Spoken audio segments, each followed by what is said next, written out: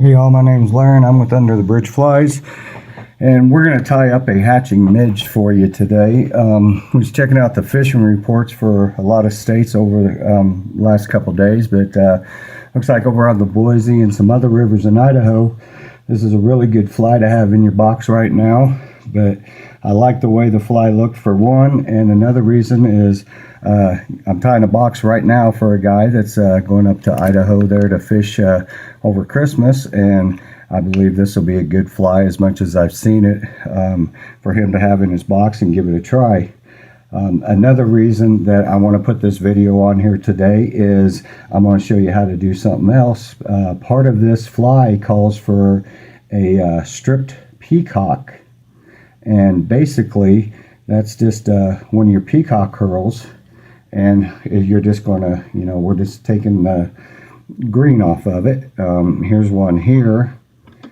This is what we start with, of course, but here's one here, and basically we just take all the fur off of this peacock hurl. But I want to tell you all how to do this. You can do it two ways. You can just, use your regular peacock hurl, just pull off the stems here, or just clip off the eye. If you have some really good eyes that's got real long fibers on them that you would make a good one, the easiest way to do it is just clip that eye off there. And but what you want to do is get you two bowls with lids that you can shake with water in them without it going all over the place. Put one of them, you want to put about an inch and a half of water, but you want half water, half bleach. And you want, like I said, just, an inch, a little more than an inch of water is more than enough. The other one you want to take and you want to put in baking soda, Arm & Hammer, right out of the refrigerator, the one that makes your refrigerator smell all nice and not stinky. Throw in a couple of teaspoons of Arm & Hammer baking soda in that. Put it in the water, and you want to use warm water in both of them. And basically all you're going to do is, strip off your peacock feathers or clip off the eye and drop it in your bleach water. Put the lid on and shake it up for about 45 seconds and watch your water real close. And you want to use a clear one if you can, bowl, because you want to be able to see that water. But once your water starts looking, dirty and black and everything, you're good to go on that. Look at your peacock, pick it up, see if it's all starting to get some bears, getting to be bare and everything. You're going to have a few fibers on it. Don't worry about that. But if it is starting to get bare and your water's getting really, starting to get real ugly and dark, take your peacock hurl out of that and put it into the baking soda and shake it up for about 30 seconds to a minute. What that does is it neutralizes the bleach on your peacock, and it stops that bleach from eating the fibers and all that stuff off of this. So you want to get that in right away, shake it up real good. And if you're using an eye, it's fairly easy. Pull the eyes out and just hold them under some warm water, and get them good and rinsed off and everything. If you're using regular hurl, you're going to come out and you're going to have a big glob of peacock hurl. That's all you're going to have. But get it up under there, put it in a little strainer or something and strain it off. But get all that bleach and that baking soda off of it. Rinse it off real good. Lay you out a couple paper towels, lay them on there and just pat them dry. And then when you come in and separate them, then you're going to have some, it's going to have some on it, it's not that big a deal because you just run your finger across it, with your fingernail just real lightly, and they just strip clean anyway. So, but that's how you make strip peacock hurl. And it's rather easy to do, but like I said, you don't want to do it for too long because your peacock hurl, it'll eat it to where it just snaps, and when you're just pulling it, trying to get these fibers off, it'll just break in half on you. But when you're winding it, it's going to break, and you're not going to be able to wind any of this stuff. It needs to wind real good like that, so you don't want to do it for too long. Anyway, so this is called a hatching midge. It's a really neat pattern. It looks complicated, but it's not. And we're going to start off with the Daiichi 1130, and this is a size 18. These are recommended from size 18 to size 22, so we're using a size 18 on this one just so you can see it a little bit better. We're using an 8/0 uni thread, and I'm using olive here. And basically we just get our thread started up behind that hook somehow and go ahead and bring it down and clip that little tail off there. Next thing we want to do is we're going to grab us some spooled antron here. I'm using a cream color antron, and cream or white, or looks good with this fly. So we're just going to about a hook shank is what I'm going to do here. For we're going to trim it, but this way I can hold on to it real good. And what we do is just get that on there and leave it on top of your hook, and go ahead and wind it down. And you want to go down around the bend some, and then get up under that thing with a couple wraps, that'll help hold that up. And then just go ahead and bring your thread on back, clip off your excess up here, and we're just going to clip that tail off, and we're going to make it about a hook shank, whatever your personal preference is as far as tails go. I mean, hook shank's plenty for this fly though. And then we're just going to clean that up a little bit and just stay right there in the middle of the hook. So now we're going to just grab one of these stripped peacock hurls that we did. And if there's a little fur left on it or whatever, don't worry about it. It will not hurt nothing. But down here on the thicker end, we're just going to run our finger up and down this thing a couple times and get most of that off.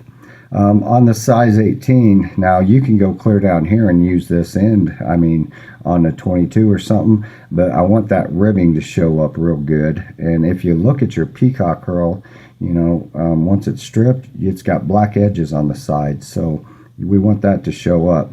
So all I'm going to do is just clip this thing off to where I'm going to get a really nice ribbed body that shows up real well on this larger fly here. And we're just going to bring that down back to our tail there and move that up out of the way, and just start wrapping this just like you would a chenille or whatever, and just right next to each other. It's rather easy to do. Once you get started, you'll be able to see those black lines showing up real well in it, and you don't want to overlap any or whatever. If you can get those black lines staying out to where you can see them, it just makes the fly look a little better. Anyway, we're going to get up there, and we're just going to tie this thing off. You can stay back away from the hook, and that'll just break off for you. Now we're just going to move our hook so it's standing up a little bit better. Makes it easier for y'all to see this. Alright, so now that we got our peacock hurl in, we're going to grab some Parapost white wing. Some people tie their own flies, and they still buy dry flies and anything that uses a wing as a post wing. They usually buy them from me because a lot of people have trouble with these. If you're using calf hair or calf tail, then it is a lot harder to do a wing than it is with this Parapost from Hairline. This makes a lot of wings, by the way, but it's really nice material. And what you do is just clip you off about an inch of this stuff,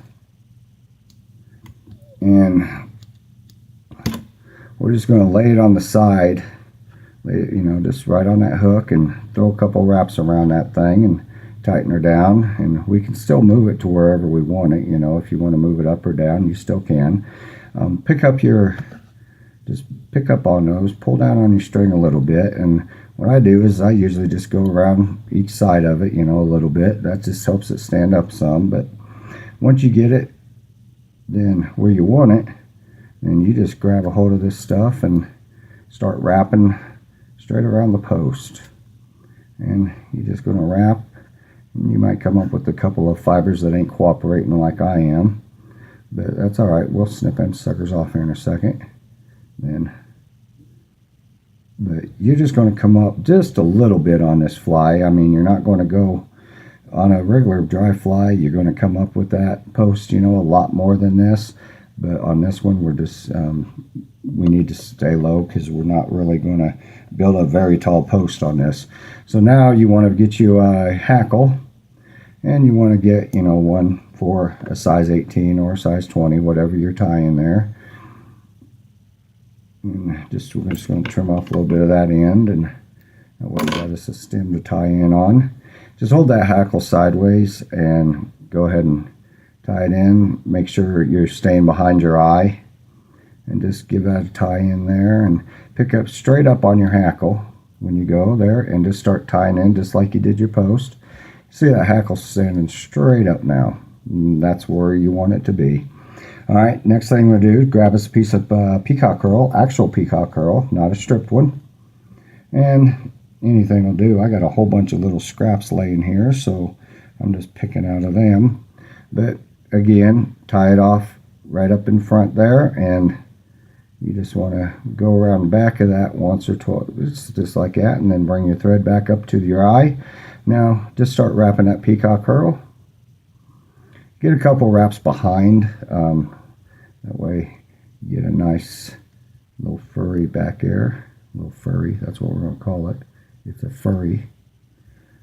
And then, we're going to get some around front. And once you get around front there, just go ahead and capture that thing a couple times. Just rip that off. Now, go up once, and then the second time, you're going to come back around the parachute. You see that? We'll do it again.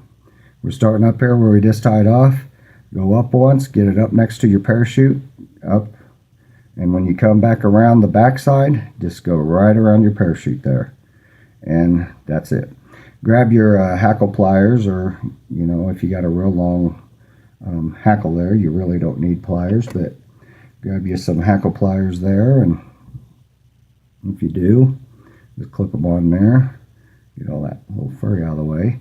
And we're just going to take this around 2, 3, and 3.5. Not a lot. I mean, this ain't a, you're not going to do it like you would a normal dry fly. And normal dry fly, we'd run that thing around there. I'd do it 10, 15 times if I could get away with it. Once you go around, stay up under. Back this up again. We're just going to back this up a little bit. Now, drop your hackle pliers straight down and put your thread and stay, close to your hook. That way you're going up underneath of all that hackle, okay? When you get back on the back side here, after you go around that hackle a couple, 3 times, just come up underneath and go right to the eye of your hook. Throw you a couple of wraps around there. Then you can get rid of that. You can pull that right off. I mean, you should be able to, but this hackle's so small. So, and then just go ahead and get your whip finish right there. Just get that whip finish in there. Knock that off. Get rid of your thread. And then we're just going to, I've been cutting these at probably about 1/4, 3/8 of an inch up. I mean, we don't want real tall ones. So we're just going to do that, and then we'll just spread that out. Make it look a little nicer. And that's it. All done. That is hatching midge. Easy tie. I mean, doesn't take no time at all to tie one of these. Like I said, over on the Boise River in Idaho, these things are working really good right now. Other waters over there in Idaho, if you you're fishing Idaho waters, you might want to tie a couple of these up and give them a shot. But I'm sure they're working, a lot of other places too. But anyway, it's a really nice midge. I like the pattern. I'm tying them up for a boy that's going to be in Idaho fishing over Christmas, so hopefully he'll catch him a couple of nice fish on these. But anyway, the peacock hurl stripping, if you have any questions about any of this stuff, give me a holler on Facebook. I mean, give me a text, give me a call, whatever. I'll answer all your questions for you, no problem, if I can. But the materials for this fly and the fly itself can be found on, guess where? Underthebridgeflies.com. I'm getting, if you order $25 or more, here for the next 3 or 4 days, you're going to get free shipping on everything you order. So anyway, go in there, check it out. The prices are already so dang low that, you know, cheaper than everybody I know, but you're also going to get some free shipping with it. Now, if you order $24.99, you're paying shipping. So, you know, buy a fly cup or something. But anyway, I appreciate you all watching these videos. If there's any that you would like to see tied, give me a holler on Facebook. Say, hey man, can you tie this up for me? You know, I will do it. But anyway, thanks for watching my videos. I appreciate you all buying my flies and my tying materials, and hopefully we'll be back real soon with another tying video, and hopefully y'all watch again. Anyway, thanks for watching. Visit underthebridgeflies.com. Y'all have a great day and have a great Thanksgiving. Bye.